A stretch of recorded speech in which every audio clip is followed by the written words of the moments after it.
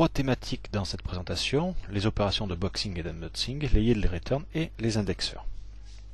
On va commencer par le premier, donc le boxing. Qu'est-ce que c'est? Donc ça permet de gérer des types primitifs comme des objets. Ça va nécessiter la création d'une instance de type référence objet. Toutes les opérations de boxing et d'unboxing, attention aux performances, c'est des opérations qui sont relativement coûteuses en termes de performance. Par contre, du coup, le garbage collector peut gérer les objets comme il a l'habitude de faire sur la pile et le tas managé. Alors, dans l'exemple ci-dessous, qu'est-ce qu'on a? On a d'abord sur le tas une variable qui s'appelle i et qui a la valeur 10. Cette variable, l'opération de boxing, ça serait d'écrire ce code-là, int i égale 10, object égale o, je fais un cast de i par rapport à object que je vais encapsuler d'en haut.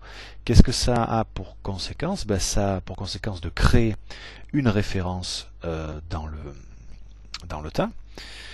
Cette référence, c'est l'objet o qui va encapsuler sur le stack un objet qui va contenir la variable i qu'on a mise en boîte. Alors, l'avantage de ce genre de choses, comme le slide l'indique, c'est que ça me permet à moi de gérer des types primitifs, des variables, comme j'aurais géré des objets.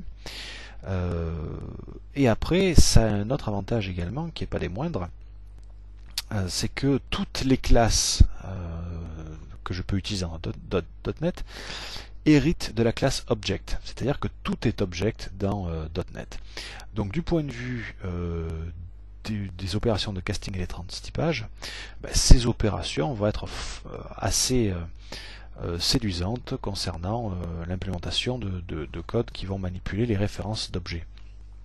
C'est un petit peu ce qu'on avait avec les pointers void en C++. On a le besoin de manipuler uniquement l'adresse mémoire d'un objet et non pas l'objet en lui-même, plutôt que de s'encombrer du typage réel de l'objet, puisqu'au final c'est que son adresse qui nous intéresse. On avait les pointers void, tandis que là le type object va me fournir des mécanismes beaucoup plus sécurisés qui vont me permettre d'avoir le bénéfice que je pouvais avoir avec les pointers void, mais également avec une couche de sécurité. Les opérations de boxing seront également nécessaires lorsqu'on voudra passer un état en programmation multithreadée, c'est-à-dire qu'on voudra passer un objet quelconque à un thread autre que le thread principal. Donc on sera obligé de passer par là. Les indexeurs. Les indexeurs, ça permet d'indexer les instances d'une classe ou d'une structure. Donc je vais pouvoir indexer des objets, à ne pas confondre avec un tableau d'objets, c'est pas du tout de ça dont il s'agit. Les indexeurs permettent une indexation d'objets selon une méthode similaire à celle des tableaux. Similaire, ce n'est pas un tableau d'objets. Le mot-clé 10 permet de définir les indexeurs. Le mot-clé value sert à définir la valeur assignée par l'indexeur 7. C'est grâce à ce mot-clé là que je vais pouvoir récupérer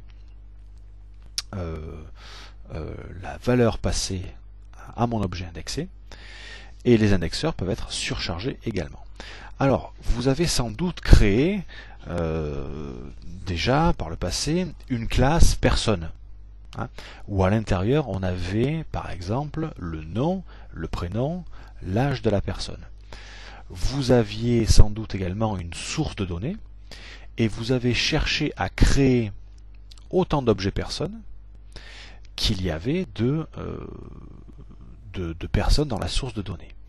Qu'est-ce que ça vous obligeait à faire? Eh bien, avec une boucle for, vous alliez de ligne en ligne pour récupérer les propriétés de la source de données. Par contre, tous les propriétés des objets personnes, à savoir le nom et le prénom, vous étiez obligé de le marquer en dur dans votre boucle for. Les indexeurs vont vous permettre de vous affranchir de ce genre de choses. Les yield return. Alors qu'est-ce que c'est? Quand on a une boucle while et qu'on va faire par exemple tant que i est inférieur à 10, alors faire un calcul et mettre le résultat de ce calcul dans une variable temporaire, on sera en mesure de récupérer la valeur finale de l'itération, mais pas les valeurs les unes après les autres. Hein. Si le premier tour de lors de mon premier passage de la boucle while i est égal à 0, ben je pourrais pas le savoir. Et puis après i égale 1, i égale 2, etc. etc. je n'aurai que le résultat final. Ben, les yield return vont me permettre de récupérer toutes les itérations d'une boucle while ou d'une boucle for. Alors, je vous ai noté donc utiliser dans un bloc itérateur pour finir une valeur à l'objet énumérateur ou signaler la fin de l'itération. L'expression est évaluée et retournée à l'objet énumérateur sous forme de valeur. L'expression doit pouvoir être implicitement convertible vers le type yield de l'itérateur. L'instruction nil ne peut apparaître qu'à l'intérieur d'un bloc itérateur qui peut être utilisé comme un corps d'une méthode, d'un opérateur ou d'un accesseur. On va passer maintenant à la démonstration.